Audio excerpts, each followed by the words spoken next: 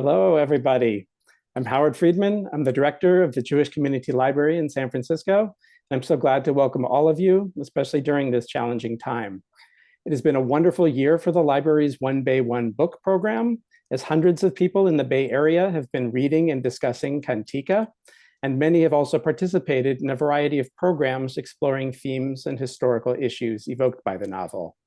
This year's final event will be an in-person event at the Ashman Family JCC in Palo Alto this Thursday evening, as Stanford professor Aaron Rodriguez discusses the history of Ladino in the context of Sephardic history. As always, I want to thank the Friends of the Jewish Community Library who make everything we do possible, particularly now that the library is independent. And I hope you'll consider becoming a friend by giving at any level at friendsofthejcl.org. Today's program is made possible in part by longtime friend Ann Germanicos. Please note that automated closed captioning can be turned on or off by clicking the CC button at the bottom of your screen, and we'll all be muted except for our presenter, but there will be time at the end to ask questions. So you can put your questions in the chat at any time, and then I'll relay those questions at the end, time permitting. It is a great pleasure having Elizabeth Graver joining us. She's a professor of English at Boston College and the author of 5 novels, including her most recent, Kantika. It has been a pleasure seeing the book receive a great deal of recognition over the past months, receiving a National Jewish Book Award and the Edgar Lewis Wallant Award. Kantika was also a finalist for the Association of Jewish Libraries Jewish Fiction Award and was just longlisted for the Massachusetts Book Award. And it was named one of the 10 best historical fiction novels of 2023 by the New York Times. Elizabeth, we really appreciate your being with us, and it is now all yours. Thank you so much, Howard, and thank you for this really phenomenal One Bay, One Book series. I did an incredible amount of research writing this book, and many of the people you had speak, including Aaron Rodriguez. I wish I could be in California. I'm in Massachusetts at his talk next week. Sarah Ebervia Stein, Judith Cohen, eventually I met. They've all helped nourish this book. And so the idea of all of these beautiful talks and people getting to kind of go on journeys through some of these people that in some ways mirror the ones that I took is quite incredible.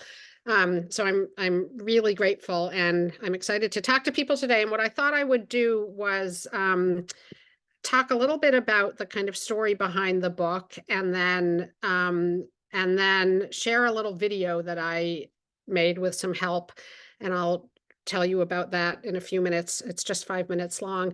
Read a tiny bit, and then I would really love to hear from people. So, Howard had said that probably not everybody, but a significant number of people here will have read the book because of the beautiful year-long program. I'll try not to give too much away in case people haven't, but I would love to hear about people's connections to it and any questions anyone has. So this novel, in some odd way, I began when I was 21, and I'm almost 60. So I'll explain what I mean by that. But when I was 21, I was in college. I guess I was a junior, senior, something like that. And I recorded my grandmother, Rebecca, telling stories. And I have thought back recently as to what led me to do that. It wasn't for an assignment. It wasn't, nobody had suggested that I do it. I'd been doing some newspaper reporting, so I think I was kind of into my little tape recorder and was starting to learn the pleasures of just asking open-ended questions and hearing what people said. But more than that, I think I knew she had an interesting story to tell. I knew she was getting quite old. She would die in 1992. This was in 1985. And I knew that I was at once quite close to her and rather confused by her. So we had always really loved each other and had things in common. She was incredibly creative. So I used to draw with her and paint with her and garden and sew. Sewing was a little hard because she was incredibly meticulous and I was quite sloppy, and sing. And so I always had a feeling of connection to her, and she was unusual especially compared to the other side of my family's Ashkenazi, and my father was an only child. It was a much smaller family. Um, and my other grandma didn't talk that much. My grandma Rebecca in the novel, would talk to me all the time and was unusual in the sort of breadth and depth of what she would say and in her openness. So she would talk to me about, when I was really quite young, things like sex, bodies, pain, suffering, joy. She had a very wide kind of spectrum of things she was able and willing to talk to me about, and always sort of, it felt very one-on-one and sort of lateral, like she thought I was up for receiving it. And you'll see in the video, which contains a clip of her voice, she says at the end, I'll tell you the whole story. You're not a child. You can understand. The other reason I was interested in recording her, other than my love for her and my sense that she had a story, was that she was confusing to me. So both my grandmothers, both sets of grandparents were very proudly Jewish, but in radically different ways. So my grandma, the Sephardic side, ate different food than the other side. They had different accents. They spoke different languages. They had, just in very subtle ways, a different relationship to all kinds of different things, kind of parts of the world, inside, outside, what it meant to cross over, what their interests were. Um, Even though they were all Jewish. So I was confused by that. And I think my grandmother would say things like she was Spanish, or she'd say she was Turkish. She never said she was Sephardic. She never used the word Ladino. She would say Spanish. And if you've read the book, you know that my family has a very unusual little bit to their history, in that she was born in Turkey in 1903, and they actually moved to Spain, to Barcelona, in the 1920s after the collapse of the Ottoman Empire. She lived there for a decade, and her several of her siblings stayed there. So, there's always kind of the question with Sephardic Jews of, are they, quote, from Spain? What does that mean? It was a long time ago. They were expelled. They had a language, Ladino or Judeo-Spanish, that's connected to Spanish, but it's its own language. So was she Spanish? Was she Turkish? I knew she was Jewish. All of that confused me. And then we sat together, and I remember really clearly, I set up the tape recorder, and I was very kind of formal about it. I remember I said to her, I first said, she lived in a small town in Florida called Beverly Hills. So I said, this is Beverly Hills, Florida, 1985. Say your name. And she said, you want I should say my name? Like, you don't know who I am? And I was like, no, no, come on. And she says, and she's very dignified. She says, this is Rebecca Levy. And we were off, and we talked for maybe 2 hours. And as you'll hear her voice in this video, which is why I want to share it with you, among other reasons, was a really good storyteller, quite dramatic. She wasn't a writer. She didn't read except for her little French Bible. But she liked to tell stories. And so she told me these incredible stories that were very dramatic, and some of them very sad and filled with suffering, some of them quite funny. But there were big holes in them, because it was only a couple hours and I didn't know I was going to write a novel. So then decades passed, and eventually, in about 2014, I decided to take this on. And I think I was spurred by a couple things. One was the next generation getting older. I'm sitting right here in my mother's study right now, and she's Suzanne in the book. And I felt like I wanted both to get the chance to talk to those relatives, and to have them have the kind of gift of my making something, so that the family history was received in a certain way. Um, and I was also very conscious of what was happening in the world. So the refugee crisis, then the Trump era, all kinds of things around both Jewish and not Jewish populations. I teach college, and I had students who'd come from Central America and been in ICE detention, separated from their parents. I was just very conscious of kind of all the different ways, rising anti-Semitism, and now here we are, right? Like, things have just continued to be difficult and extremely complicated. And of course, today's, Holocaust Memorial Day, and there's a tremendous amount going on in the world. So the book came out a year ago, but I keep kind of thinking about the ways in which history both repeats itself and is different. And one of the things that for me was interesting and inspiring about writing about parts of the story in Kantika are that in the Ottoman Empire, for quite a long time, there was an incredible amount of cross pollination and peaceful coexistence. It wasn't perfect at all, but the Jews were kicked out of Spain during the Spanish Inquisition. The Ottoman Empire welcomed them. My grandmother went to French Catholic school in Istanbul with Muslim kids and with Greek Orthodox kids, Catholic kids, Armenian kids, girls, all. So I was interested in all that fluidity, and then also in the ways in which history rears its ugly head and people have to leave and doors shut and you can't get in different places, and all of that's in there. So as I wrote the book, I had a huge amount to learn because I didn't know much about a lot of this history. And I made a decision at some point to write it as a novel because I wanted to be able to get into people's heads and kind of get inside their hearts and souls.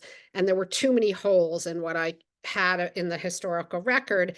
But I also, as you know, if you've read it, made a decision to use real family photos and to use a whole bunch of real names. So it's a hybrid novel. I think you had a discussion recently at the community library about the postcard, Anne Berest, did you?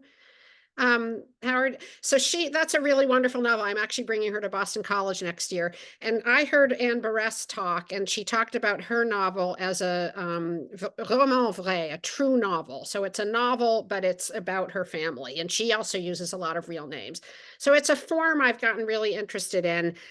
And the title means, Kantika means song in Ladino. I was very interested in having a title that was in Ladino that a few people would recognize and be really excited, because there's not a lot of books with Ladino titles right now, and many people wouldn't and would have to have that kind of moment of translation. Like, what does it feel like to try to decipher things? So the book, this is my slightly beat up copy that I use for talks, but you can see it has this portal and it has a broken Turkish tile on it, which was my idea. And I was glad they let me do it because I think it's beautiful, but the brokenness also mattered. But my hope is that the portal kind of invites you in and explains a lot, because many of my readers, whether Jewish or not Jewish, don't know a lot about the Sephardic world. I have discovered, both in writing the book and since it came out, an incredible array of scholars and musicians and cooks and all kinds of people who are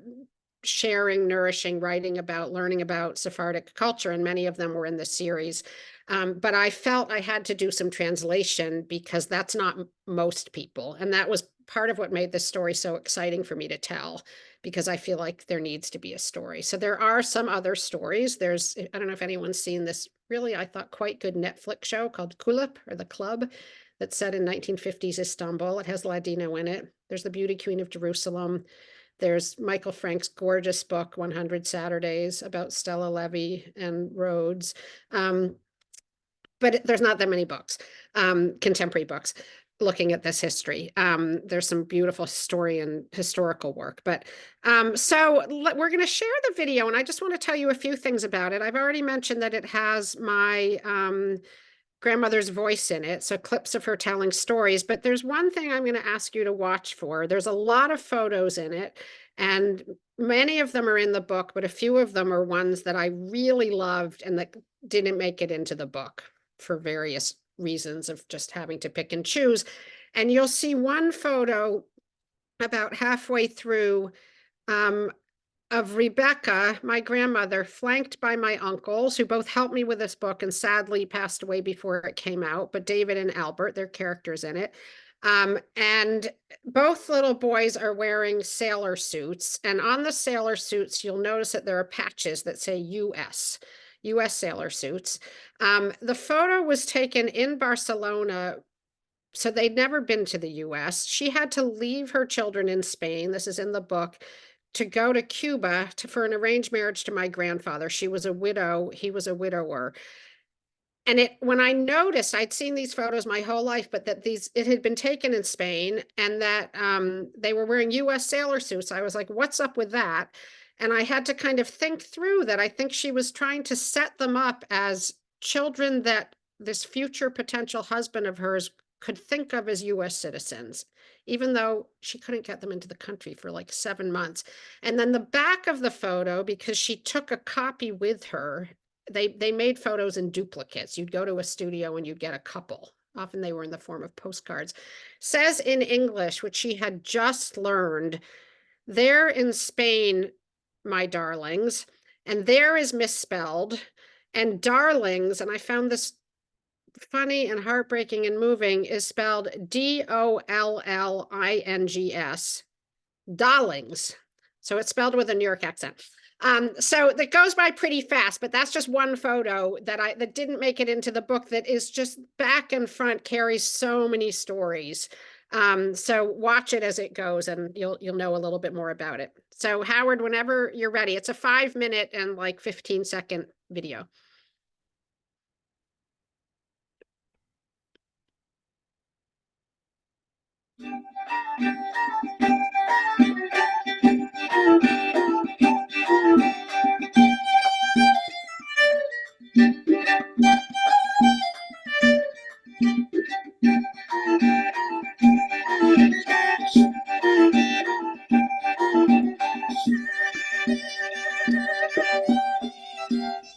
In 1985, when I was 21, I taped my grandmother, Rebecca Levy, telling stories. I'd always known she'd had a challenging and colorful past: 2 husbands, 6 children, many countries, multiple languages, and upheavals. But there was so much I didn't know. I knew she was Jewish, but was she Turkish or Spanish? The fact that she was an embroiderer of both fabric and reality was common knowledge in our family. Was she telling the truth when she said she'd been born rich and lost everything? In my interviews, I asked her many questions, though not nearly enough, and she offered me many glimpses of her life. In 1925, after having moved from Istanbul to Barcelona, Rebecca married Luis Baruch. In 1928, he abandoned her and their 2 infant sons and returned to his home in northwest Turkey. Eventually, he summoned her, but she arrived to discover that he had died while she was on her way. I got so scared. And see women coming, people coming, they were coming. I say, Oro. I said, that was his niece name. Oro. I said, what are these people coming over here? He say, no, don't worry. He said, they'll tell you what is it coming. So when a woman came next to me, she sit down right next to me. She said, my sweet, I'm so sorry. I'm so sorry what happened to you. Say, it happened to me the same thing. I was very young when I lost my husband. He say, it happened to me. What do you mean? He said, that I lost my husband? The way you talk, don't talk to me like this. I was telling him. He say, yes, that's what happened. And all of a sudden I fainted and I went down, and that's all. And I don't remember anything else.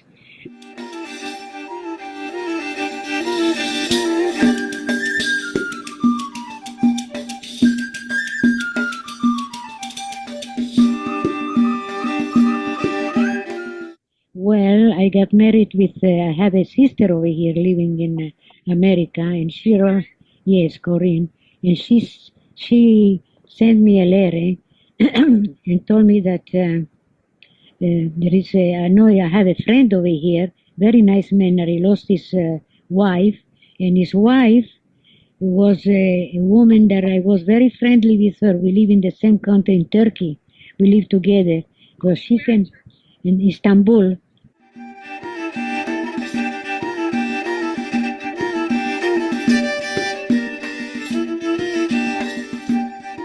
And I have 2 sons in Spain that the war started, and I couldn't get. And finally, we went to the American consul, and he told us, were they born in Spain? I say, yes, in Barcelona.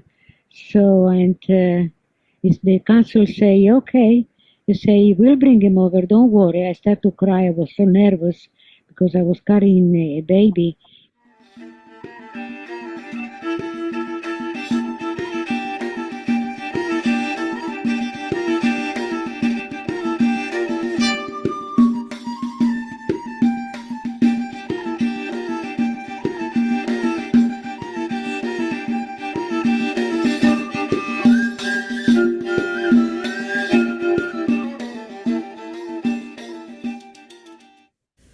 My grandmother died in 1992.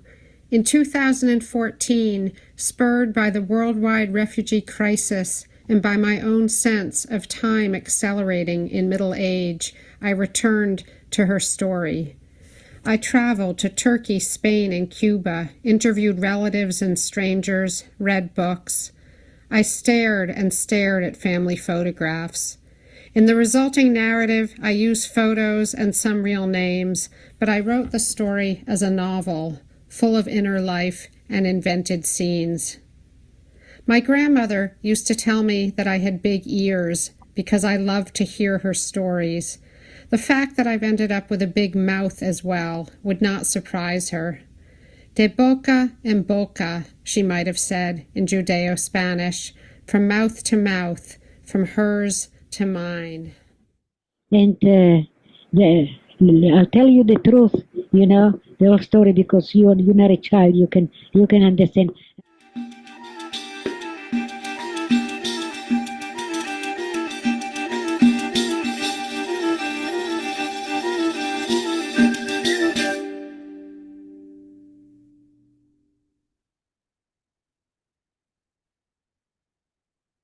Thank you, Howard. So I love sharing that with audiences because I love that she gets to have a voice. I think she has a beautiful voice, but one of the things I was so struck by as I was writing the book was that although my grandmother, and I think you can see this with Rebecca, the character in the novel, who is both my grandmother and an invented character in some odd alchemy, um, uh, she was a person who really wanted to have a voice. She liked to perform. She had aspirations, my mother tells me, to be a singer or an artist or a actress. And her life was quite difficult. I mean, it began very privileged, and then she had multiple migrations. She lost her first husband. She had a disabled stepdaughter who she had a very intense and loving but complicated relationship with.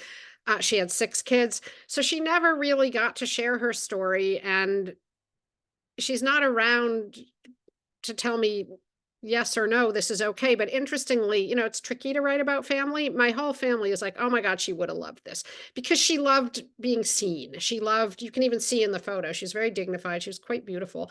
And she really, I think, had a sense of every human being important in this pretty amazing way. She viewed herself as a kind of healer in certain ways, and in kind of Sephardic culture in the past, there was a sense in each family that there was one healer, usually female, in every generation, who was kind of trained by the person above or by her grandmother. And my grandmother thought she was in that position. So getting to share her voice is really special. And I think you can hear that she's a good storyteller and that she has an interesting accent, a little bit hard to place. She was someone who liked to talk but never got too much of a chance to tell her story. She was multilingual. She also loved to sing, and one of the real pleasures of the audiobook is that the person who narrates it sings the songs. So, and I know you had Judith Cohen in this series. She's wonderful, and I've done a bunch of events with other people, Sarah Aresti, and a wonderful group in Boston called the Guy Mendelow Ensemble. I've gotten to do some things since the book came out that have been with musicians, and that's just been fabulous. So it's been a really, really incredibly, it's about a little over a year since the book came out, moving process, both to write it. I did travel to Turkey, Spain, and Cuba. I interviewed people, relatives, but not just relatives. I interviewed, for example, people in a senior residence, in a Sephardic senior residence in Istanbul. I just went and talked to them about their own stories, some of which made their way into the book. And on many of the travels, that sort of research trips that I took, I brought along members of my family. So I have 2 daughters. Each of them came. One daughter came to Cuba. Another came to Spain. My mother did another trip to Spain with me. So it was really a kind of hybrid joint. I think of the book as a duet in certain ways, but it's even more than that. There's many voices in it. And I thought what I would do now is read Just the first couple paragraphs to kind of, for me, the poetry of the language of anything I write is really important. And this also kind of sets the scene a little bit in terms of both where she begins, or at least where I imagine she begins, and how much changes along the way. So my grandmother had, as you saw in the video, she used to say to us that she'd been born rich. And she would provocatively say, better to have been born rich than to have been born poor and lose everything. No, sorry, better to have been born poor than to have been born rich and lose everything. And I remember as a child thinking, is that true? Um, but she was also kind of an exaggerator, and I never quite knew what to believe. But when I got the addresses of their summer house in Turkey, in a town called Buyukdere, and her address in Fener Balat, which was a kind of, Balat was mostly Jewish. Fener is up the hill and was richer and more mixed. I went to these places and she was in fact rich. Like I could tell from the things that I saw. So, and she had what she viewed as a kind of enchanted childhood.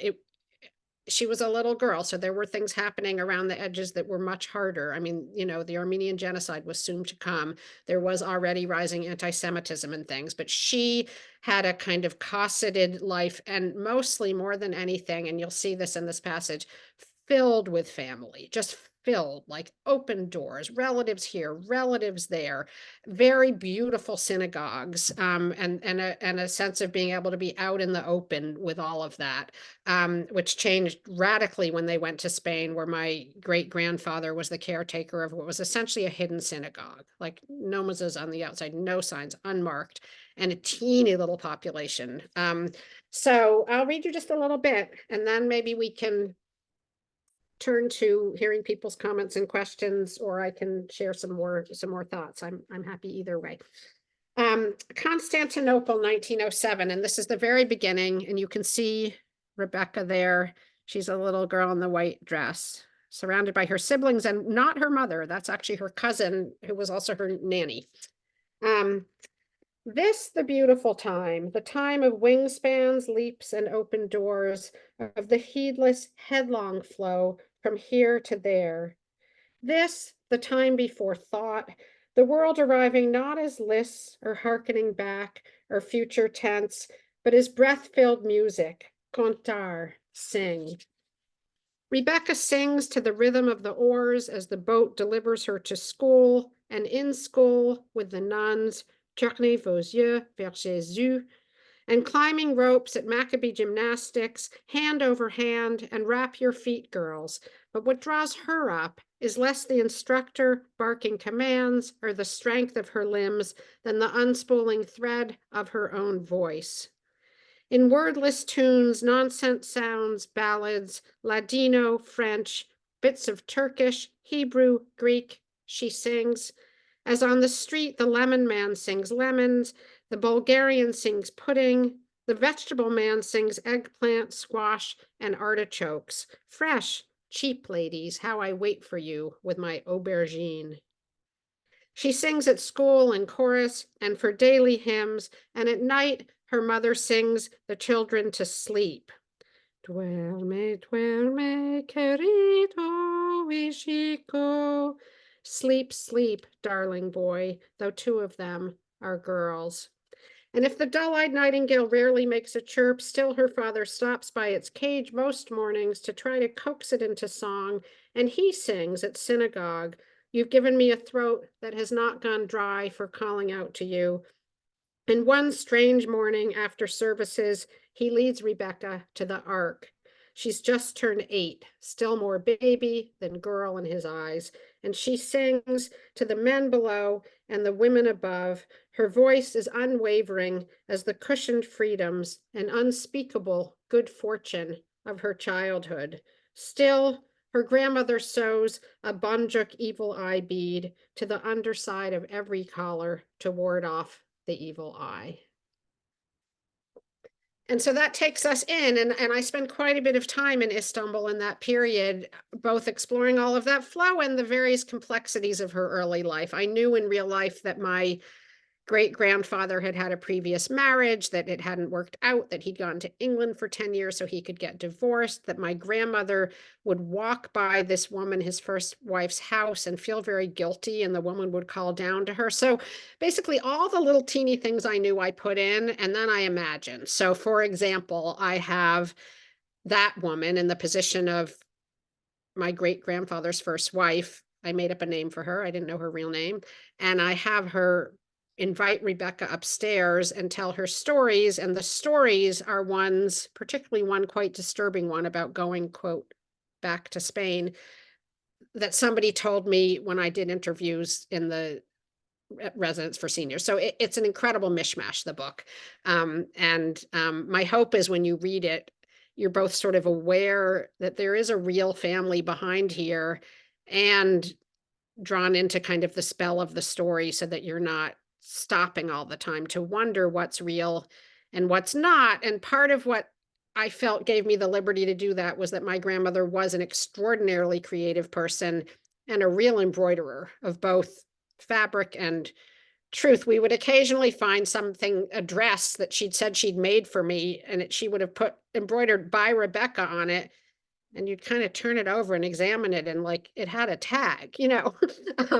So that kind of mix gave me a sense of I can mess around a bit, and try to get at a truth that feels emotionally true, but that is a patchwork, you know. And that is also why I decided, among other reasons, to call it fiction. Howard, should we turn to questions? People have written some lovely things in the chat, but no questions yet. Oh, here's a question. Yeah, so we have a first question, and I do invite everybody to use the chat to put your questions to Elizabeth, and so I'll ask that. This is Lisa Meltzer-Penn, who asks, I was intrigued by Alberto's first wife and how you placed her in the book. Was she a completely invented character? In some strange way, she grounds the first part of the story, but I couldn't figure out why. Oh, and she says, you just answered part of the question, but how do you see her as a character in the fictional Rebecca's life? That's a great question. So I was very interested in this book all the way through, and how complicated families are, and how things that we might think of as contemporary now, like blended families, for example, or like, you know, that term, the modern family, where someone like puts on Facebook a picture of themselves at some holiday and they're with their like ex-wife and their ex-wife's kid and the dog they share, and, you know, whatever.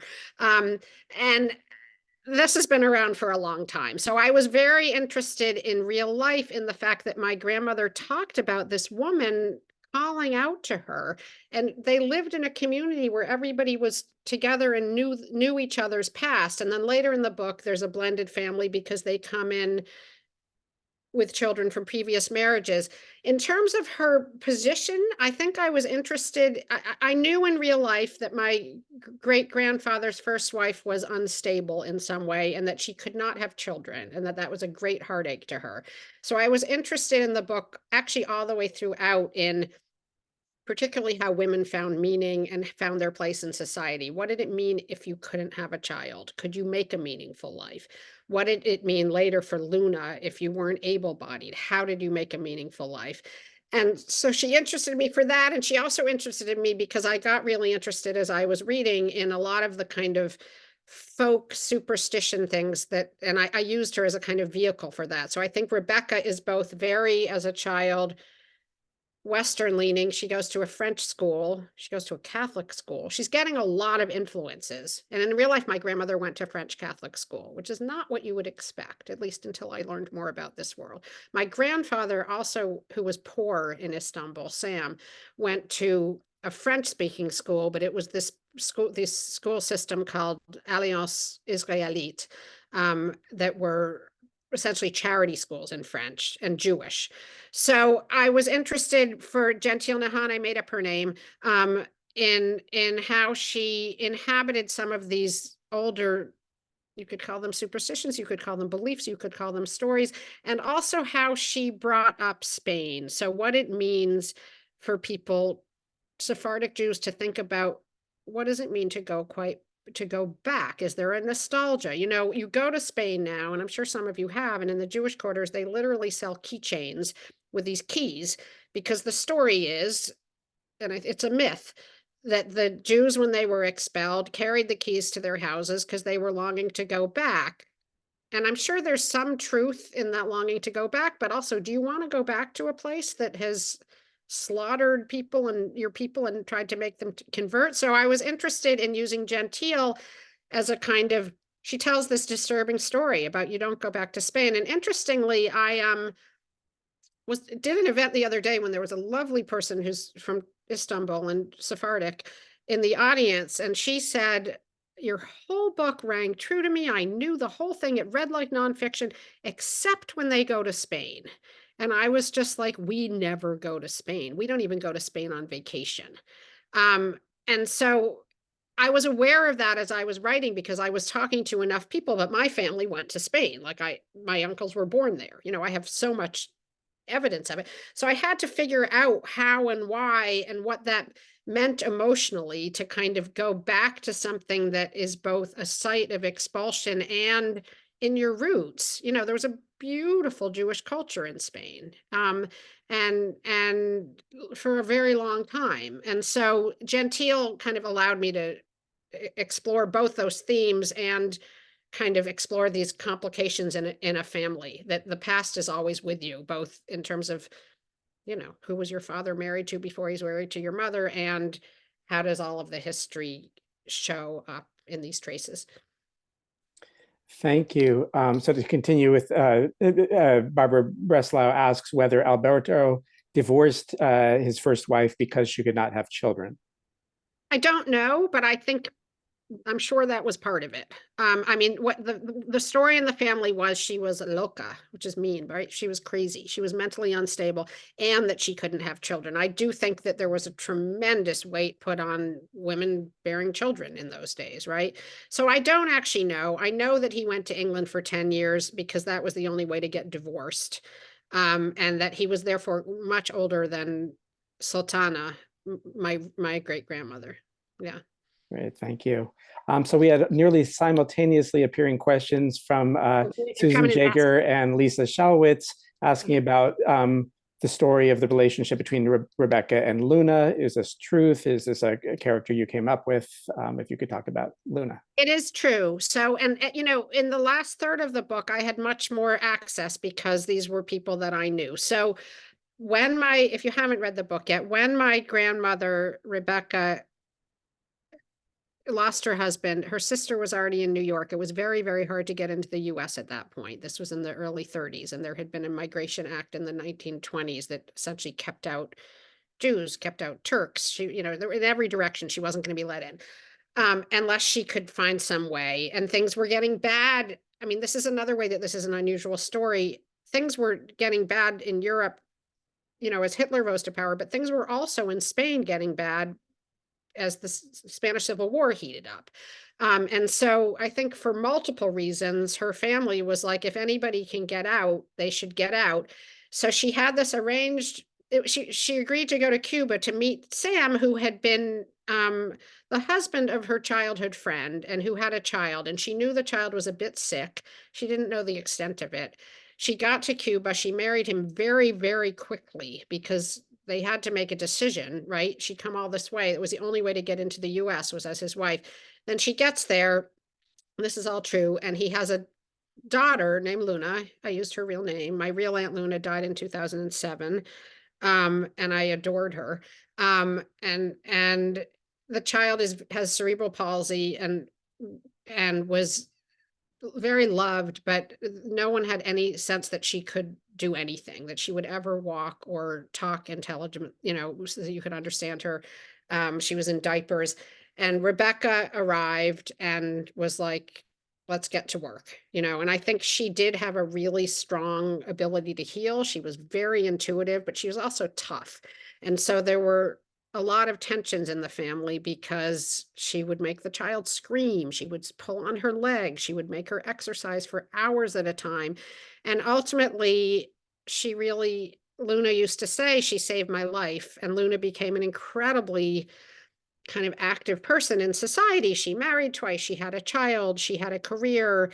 And in her old age, she, in her retirement, she actually wrote, and she wrote for the Florida Sun Sentinel. She wrote these very joyful articles about disability and culture, Jewish culture. She went on a trip to the Grand Canyon with other disabled people and wrote about that. And she wrote a little bit about her childhood. And she was also very, very interested in my life as a writer, kind of both cheering me on and, you know, families are very complicated, particularly with my mother, who looks a lot like her and is an English professor and has had a really kind of been able to flower in a lot of ways, also was born into the family when they were more situated in America, a lot of jealousy. So I was really interested in how Rebecca and Luna pull each other out, help each other, love each other, and also call each other to account. So there's a moment in the book that I did invent, but that just felt so true to me, where Rebecca says to Luna, who's having a really hard time. She's been mainstreamed into a school. In real life, I know that my Aunt Luna could only go to a quote regular school when she could walk well enough to do a fire drill, which took a really long time. And eventually she got there. She went to the school and she hated it. She's very smart and she was very othered by all the other kids. And so I have a scene in the book where Rebecca says, "Ah, you're so nice, you're so smart, you're funny, like let them see who you are underneath." And Luna thinks, because I go into her point of view, basically, you're a hypocrite. You don't leave the house without putting on lipstick and looking in the mirror. You don't pass a shop window without admiring yourself. You use your looks to get all kinds of things, which was true of my grandmother. You know, some of it was survival, but she was a woman who just, she was a beauty. Like that's a part of how she moved through the world. So I was really interested in how they pulled on each other, and also it really mattered to me in writing about a character with a disability to give her a point of view. I felt very strongly about that. So I was nervous about how to do it. I read a lot of books. I read books about what it was like to be disabled in that era, what it was like to, what kinds of treatments existed, memoirs, and then I imagined, and there too, I was close to my aunt, so it felt it didn't feel like a stretch. I've always been interested in disability. I've written about it before. Great, thank you so much. So both Art Lieberman and Diana Naparst asked questions about the experience of the family in Spain. Art asking about how much of the account of the family's life in Barcelona was true and how much fictionalized, and Diana asking part about their experience the beginning of the Spanish Civil War and their status as Jews during that time. Okay, I'm going to just go by that because there's so much in the chat that I'm not going to try to read them. But short answer is I had a fair amount of firsthand material there because my uncle David, who sadly died in 2021, but really helped me with the book. I spent days with him, recording him, was a child in Spain and had an incredible memory. He came here. He's one of the boys, and the older boy in the photo came here when he was 8. So he remembered quite a lot. And then I also found some incredible things in my research. I found a 1929 film that I stumbled upon. I had a fellowship at Brandeis, and there's a Jewish film archive in Waltham. And I found this film that's a 13-minute film called Jews of the Spanish Homeland and has a little part in Barcelona. And I was watching it and I didn't know much about the filmmaker. It turns out to be a pretty creepy story, but I suddenly was like, oh my God, I think that's my grandmother. I think that's my uncles walking across the state, the scene. They're 2 and 4 maybe. And I sent it to my uncle David, and he called me up and was just like, holy cow, like, where did you find that? So that was amazing that he got to see himself at age 4 in this place that he had loved. He was raised by his grandparents. He didn't love Spain, but he loved his life there. He's very close to his grandparents. He was born in Spain. So I had quite a bit of information there. And then I went, my mother still has a first cousin there. My great grandparents are buried there. I put pebbles on their graves. So there's a lot in Spain that's true. And then there's a lot of invented scenes. So Rebecca goes looking for a job at one point and is advised by a woman speaking mostly Catalan to her to not use her real name. I made that scene up. It is true that my relatives in Spain, even now, don't have names that show that they're Jewish. They use family names like Kamayor, the more Sephardic names that they're not using Cohen and Levy. So I spent a fair amount of time in Spain trying to kind of, what is it like to live there? I think it's actually still a pretty hard place to be Jewish. It's a country partly because of the Spanish Civil War with a very complicated sense of the past. You know, there was a kind of pact of forgetting at the end of the Spanish Civil War, like, don't ask, it's too complicated. And then they have this Jewish history where, you know, every time they go to make a parking lot, they come up with books and graves. Like it's just everywhere. Many people in Spain have Jewish roots and were forced conversos. So it was really complicated. I don't want to give away too much about the book if people haven't read it. The Spanish Civil War was very hard on my family. I won't say more than that, I don't think. But my grandmother was gone by then. But it was devastating in various ways. So yeah. Thank you. So Eleanor Cox notes, I got the impression Rebecca settled for her first husband because there were so few marriageable men available. Please comment on a woman as strong and vibrant as Rebecca feeling that she'd better grab an available man rather than end up an old maid. I think that was very hard, and she was very open about that, which was hard on my uncles because that was their biological father. But she felt tricked into marrying. It was a teeny Jewish population in Barcelona, and she was not going to not marry a Jewish man. That was not something her family. I married someone who's not Jewish generations later, right? That wasn't going to happen. So she wasn't allowed to marry for love. So I think she did feel a sense of resentment and being tricked. And at the same time, and this was what was so interesting about both my grandmother and I hope the character in the novel, she didn't wallow, and she found joy everywhere. So she loved her children, she loved beauty, she loved Barcelona, she loved singing. She was very tough, and once she had these children, she would do anything for them. But yeah, her first husband had some kind of mustard gas exposure in World War I, and had all kinds of both physical and cognitive issues, and she felt very tricked. And so then what I had to picture was then it happens again, right? She has to jump into another marriage, and she was very firm about not bringing her kids with her to Cuba to meet Sam because she needed to make a decision. She was like, I'm not promising. I got to go there and suss it out. And she did, and they actually had a really good marriage. And he was I wish I had, in some ways, my grandfather's story, he wasn't a big talker, but he was an extraordinary person. Just an autodidact and moral, and kind of he owned this ice cream store and made friends with the policeman and the judge and the kids and the Catholic kids who would come after their classes and the Jewish kids. I mean, he was amazing, and they loved each other. They had some tensions. They were very different in certain ways, and they had some tensions because they each came in with kids who they were rooting for very strongly, but they had a very strong marriage. And my mother, who's the little baby in the rowboat in one of the pictures, came at a good time, I think, because they were already kind of settled. Great, thanks. So Eli Raymer, who notes that he was named after a Turkish Sephardi great-grandfather who married into the Ashkenazi world, and is, as a result, very grateful for your book because so little came down to him and his own family. He wonders whether you can imagine a sequel or a prequel. Oh boy. That's interesting. I'm glad you're interested in one. I don't think so. I mean, I'm actually doing research now on my dad's side of this family, which is totally different. Ashkenazi, his father was a workman circle communist in the Bronx. I'm on to kind of other things right now, but I do keep thinking about these people, and I have some bits that I discarded. I have a story set at Queens College in 1957 that follows Suzanne, my mother, where she was an activist and bringing in socialist speakers. That actually has all kinds of crazy echoes with some of the academic freedom university, very complicated way stuff that's happening now.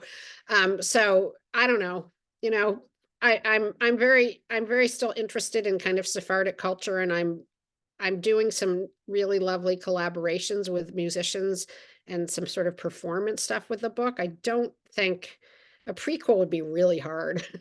I mean, I went back really far, did a lot of research. I'm not sure I could go back farther. Forward, possibly at some point. Thank you for asking. I'm glad you connected to it. Great, thanks. Olga Zilberberg asks, how did you make a decision to move between different characters' voices, and how did you decide which voices to include? That is a great question. I was very interested in this book and kind of the kaleidoscopic nature of it in every way. Like it's multilingual, it's multicultural, it covers multiple countries, and it moves through time.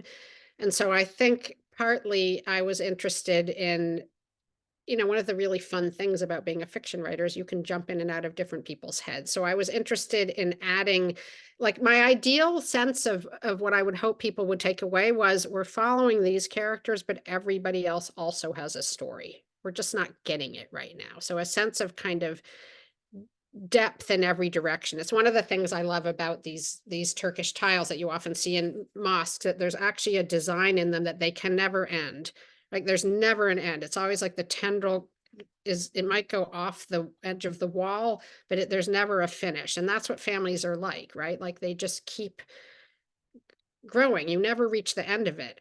But then that said, I would have never finished my book and it would have been chaos. And I did, in fact, write a bunch of points of views that I jettisoned. So I think the ones that I chose were for a couple, some of it was just intuitive. I didn't think I'd be writing about Alberto, my great grandfather, and he just stepped in. But when I look back, I was very interested in Rebecca's the main thread, but I was interested in the characters who were kind of on cusps in different ways. So Alberto migrates when he's old. That's really hard, right? He's an Ottoman Jew. I have this moment where he's like, is he a Jew? Is he an Ottoman? He's an Ottoman Jew. Like he was rooted in a way. And so having someone in that position, having to pull up and go seemed really interesting to me. I liked having male and female points of view.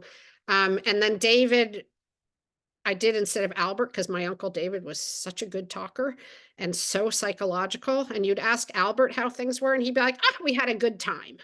And I'm like, you didn't actually. Like it was really hard. Like maybe you had a good time, but there was a lot going on. And he wasn't the sort to open up. And David was. My uncle David had, if you've read the novel, an experience on the SS Franklin during World War II when it was bombed. He'd become a social worker. He was very psychological. He loved to talk to me. We were super close. So some of it was access. And then Luna, actually I had written a whole different third of the novel and it didn't work. It was going in too many different directions. And I threw it away. And I remember my mother said, if you want to get at the heart of Rebecca, her mother, and the kind of central tensions of her life, you need to write about Luna. And I said, I was scared to write about Luna. I don't know, like, is that a story I can tell? And my mother really was like, try, why not try, So that took me a while. And the last third was harder than anything else because I had almost too much information, and both a sense of like, people will be upset if I don't feature them and they'll be upset if I do. If that makes sense. Yes, it does. So we have a question from Suzanne Reynard, who notes, I'm just beginning the book. Do you have advice as to how to approach it intellectually and emotionally? Oh, wow. I don't know. I guess I would say just with an open spirit of, I think there are moments in the book, depending on your background, your language background, et cetera, where you might feel a little like, why are all these different languages? Where am I?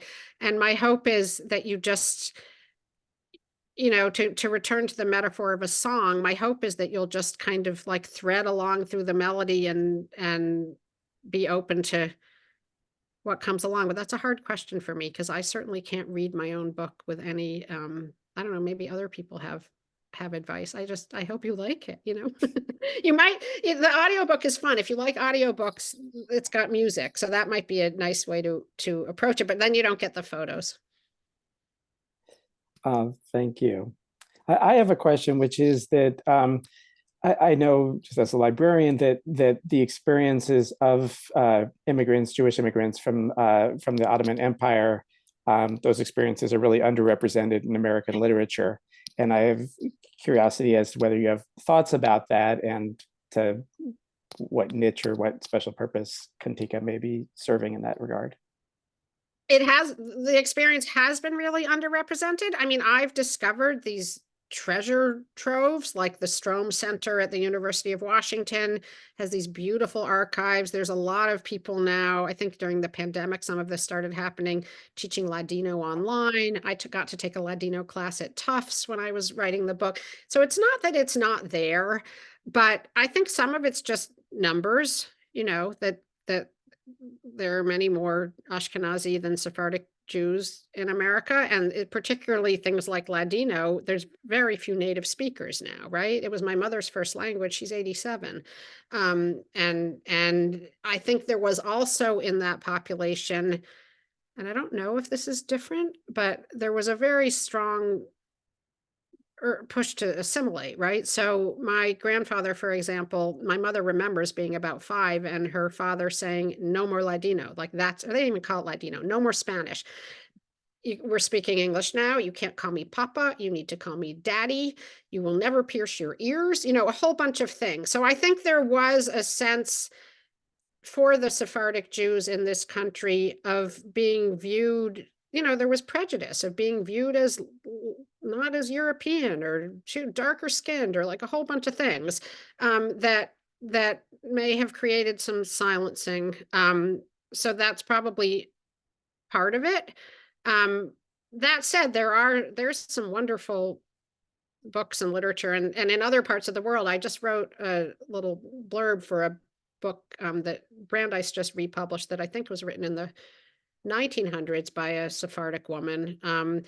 Things are kind of coming up, but there's not as much. There really isn't. And I'm really grateful that I've gotten to kind of add to that literature because it feels very important and they're very beautiful stories. And I have, since the book came out, I can tell that some people, I'm just glancing at the chat, but Yvette from Thessalonica, that the people come forward and are like have these incredible stories. I keep encouraging people to write them down. I'm judging a Sephardic writing contest that unfortunately the deadline's passed, but I think we're gonna get the thing soon. But Ruth Bahar is another person who's written really beautifully about parts of this community. Her family came to Cuba from, I think, Turkey. Great, thanks.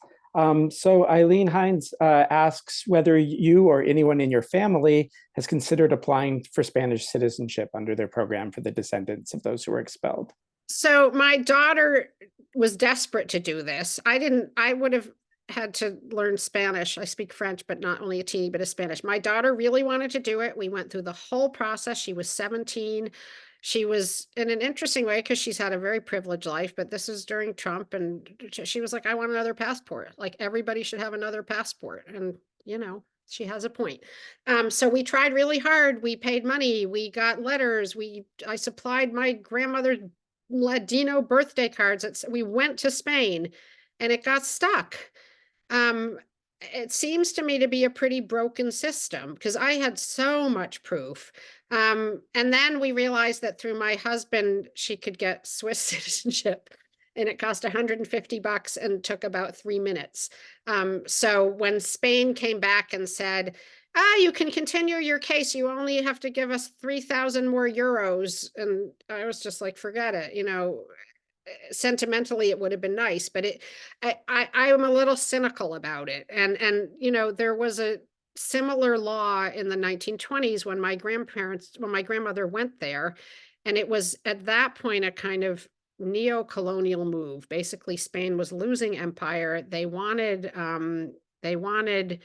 people who spoke Ladino in North Africa, and there are a lot of places that were kind of former colonies or where there was trade to be helping the Spanish Empire, but they didn't really want them to come to Spain. And my uncles were born there and never got Spanish citizenship. If you look at their papers, it says Turkish Hebrew. And that was part of the reason my grandmother had so much trouble getting them into the States.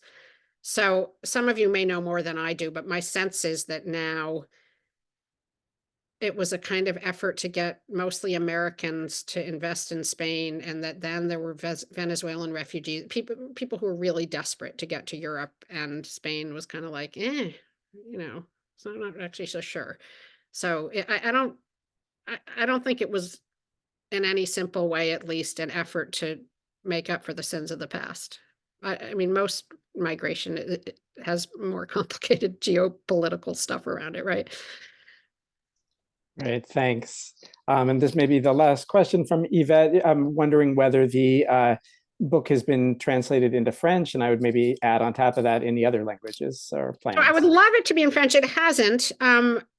If you have any ideas, French would be great. It's out in German, and it's getting a lot of attention there, which is interesting. I think there are a lot of Germans interested in Jewish stories, and there are a lot of Turkish immigrants in Germany too, and it's coming out in Turkish.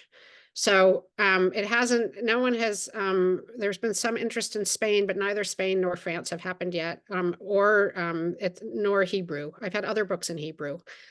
So, it could still happen, and I would love that. Any of those things, really, particularly Spanish, and that to me, this is a really important story for Spanish people to understand. So we'll see, but I'm very excited about Turkish. It's coming out in Turkish from a really nice publisher called Everest Editions. Yeah. Great. Well, thank you so much. This was really wonderful, wonderful to spend this hour with you. And I'm just very thankful to you for writing this book, which is both a great book and has also stimulated so many conversations and kinds of explorations. And thanks everybody who joined us and who's been reading it and are starting to read it. And do you want to leave us with anything, Elizabeth? Well, I just want to say thank you for one. Will you save the chat and send it to me? Because I will, have absolutely. time to read it, and I see all these beautiful things that I want to read. The gift of one bay, one book, and bringing in all of these people to talk was just, I was able to go to only a few of them because of time difference and schedule, but I did go to a few, and it means a lot to me. And I hope that, I always tell everybody, my students, interview your grandparents, talk to your children, talk to your grandchildren, that this is just one thread of one story, and they're all rich and valuable and beautiful. And whether you want to spend 10 years like I did writing a book, you don't have to. You can, but you don't have to make those little recordings. I think that they matter. All the stories matter. That's beautiful. All right. Well, thanks so much. Thanks to all of you. And thank you, Howard. Thank you, everybody, for the questions and the comments. I'm excited to read them later. And you can always email me if I didn't get to it. graver@bc.edu. Great. Thank you so much. Goodbye, everybody. Thanks. Bye-bye.